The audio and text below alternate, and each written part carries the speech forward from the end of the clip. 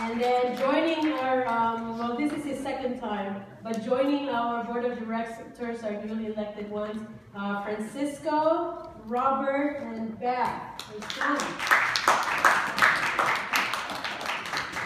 I think that Beth is teaching.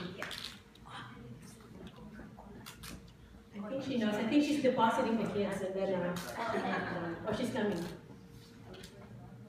Oh no, face me. Oh. I'm gonna send Josh to get her. So I wanna. Some of you are really happy to serve for the first time. Some of you begrudgingly are serving again. Some of you have been forced by your spouses to do this. Whatever it is, you have been elected. And we did not steal any ballot boxes, or we did not have any flying voters. And so these are the people that the Lord have raised to be the leaders of this church. Is she here now? Where is she? She is still here, right? She hasn't run away? Okay. She's coming.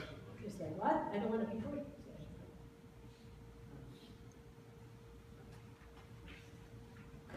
So we have a professional photographer with us today. Thank you, dear.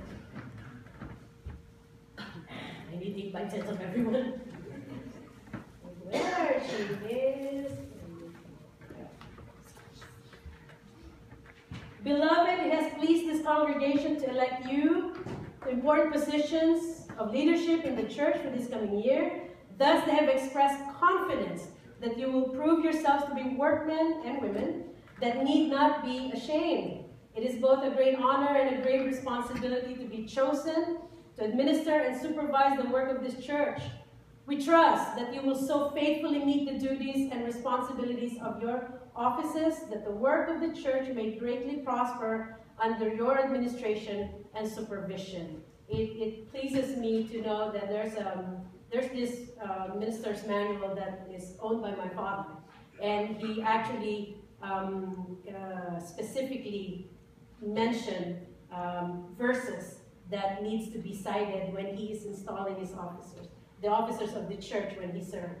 Mark 10, 42 to 45 said, Jesus called them together and said, you know that those who are regarded as rulers of the Gentiles lord it over them, and their high officials exercise authority over them. Not so with you. Instead, whoever wants to become great among you must be your servant, and whoever wants to be first must be slave of all. For even the Son of Man did not come to be served, but to serve and to give his life as a ransom for many. He also wanted to cite Romans chapter 12, verse 12. Therefore, I urge you, brothers and sisters, in view of God's mercy, to offer your bodies as a living sacrifice, holy and pleasing to God. This is your true and proper worship. Do not conform to the pattern of this world, but be transformed by the renewing of your mind. Then you will be able to test and approve what God's will is, his good and pleasing, perfect will. With that said, it is proper that you express your faith and purpose so that those who have elected you may know that may know your mind in this matter. So kindly answer the following questions, and I hope you will answer in the affirmative. Do you believe the Bible to be the Word of God? Yes. Do you sincerely believe Jesus Christ to be the Son of God, and have you accepted him as your Lord and Master?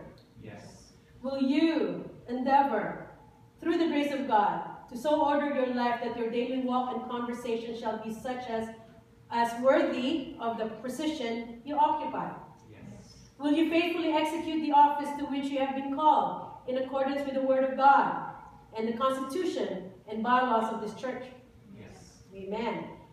And I hereby charge you to assume your duties of office prayerfully with sincere prayer for strength, with supreme devotion, that you may true to be so that you may be true to your trust.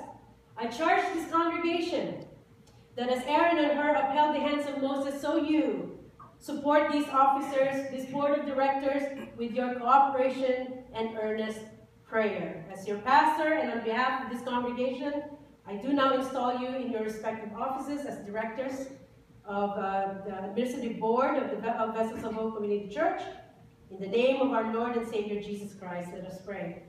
Father, we are You are praiseworthy, and we praise you and we thank you, O God, for whom you have raised, O Lord. You have raised these men and women, O God, for a purpose. You have raised them for this time, O God.